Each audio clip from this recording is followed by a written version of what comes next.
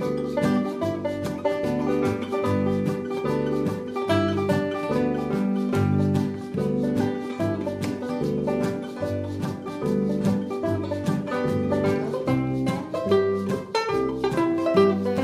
je m'appelle Arnaud Toury, je suis prêtre du diocèse de Reims depuis 17 ans maintenant. Je suis né à Charleville-Mézières, donc je suis un produit du terroir. J'ai fait des études d'infirmier avant de m'embarquer dans l'aventure du séminaire et de la vie de prêtre. Donc j'ai travaillé pendant 2 ans comme infirmier en Côte d'Ivoire dans un dispensaire. Et puis donc en 98, j'ai été ordonné prêtre le jour de la Pentecôte, comme le montre le tableau qui est là. Et depuis donc 17 ans maintenant, voilà, j'ai exercé différents ministères. J'ai commencé comme vicaire à la cathédrale et à la paroisse Notre-Dame-Saint-Jacques, en même temps qu'aumônier des lycées publics. Ensuite, j'ai été pendant 4 ans curé dans le Rethel-Oise, en faisant des études, une spécialisation en liturgie et sacrements. Et puis depuis 8 ans maintenant, je suis curé de la paroisse Saint-Nicaise, Saint-Vincent-de-Paul, Saint-Martin de Cernay-les-Reims, et depuis 2 ans, en plus, curé de la paroisse Saint-Jean-Baptiste de La Salle.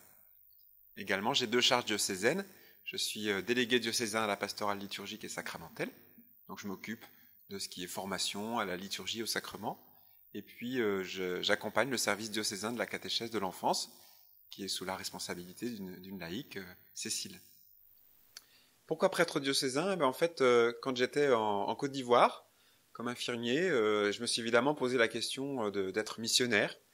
Et en même temps, j'ai mesuré qu'il y avait un proverbe africain qui disait « Un tronc d'arbre tombé dans l'eau ne devient jamais un crocodile ».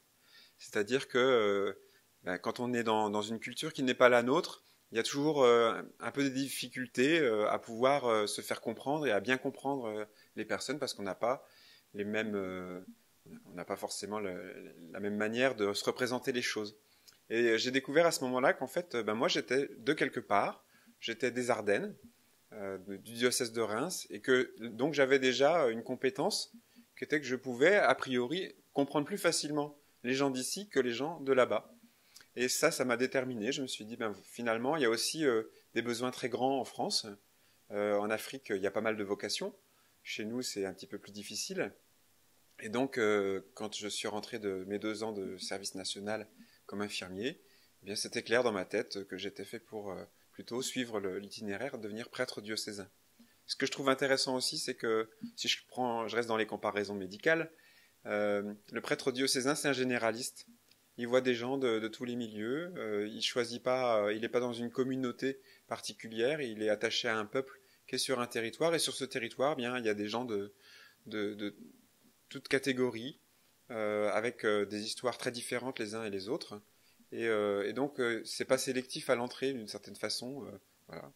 J'ai la chance dans mon ministère de côtoyer des gens de peu, comme on dit, mais qui sont extraordinaires, et puis des gens de la haute société, mais avec un grand cœur, et voilà, et puis tout ce qu'il y a entre les deux, des gens qui ont des difficultés sociales, morales, des problèmes de santé, et puis des gens pour qui apparemment tout va bien.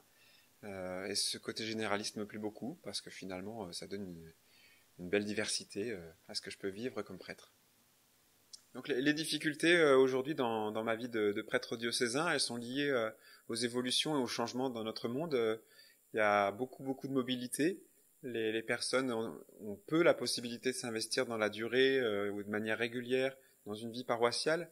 Ce qui veut dire du coup que dans une communauté, les gens se connaissent peu. C'est la chose qui me peine le plus. C'est que finalement, moi je connais beaucoup de gens, beaucoup de monde me connaît, mais entre eux, les paroissiens se connaissent assez peu. Donc la tendance, c'est aussi que les personnes seules s'isolent. Et voilà, je pense que c'est une des maladies un peu de notre siècle.